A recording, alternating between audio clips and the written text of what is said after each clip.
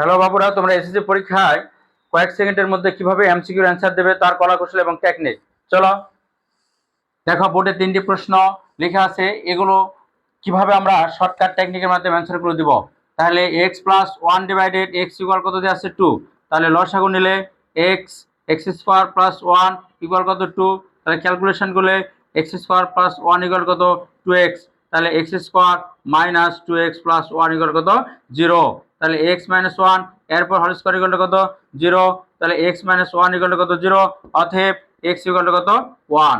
তাহলে আমরা খুব সহজে কিন্তু x to the power 2025 1 divided x to the power 2025। তাহলে ফলাফল 1 এর উপর 2025 প্লাস 1 ডিভাইডেড 1 এর উপর 2025। ফলাফল কত হলো 1 যোগ 1, তাহলে কত 2। পুনরুক্তভাবে বসে দিলে 2 হবে, পুনরুক্তভাবে এখানে বসে দিলে কত হবে 0 হবে। তাহলে আমরা খুব সহজে কিন্তু অ্যান্সারগুলো বের করতে পারলাম।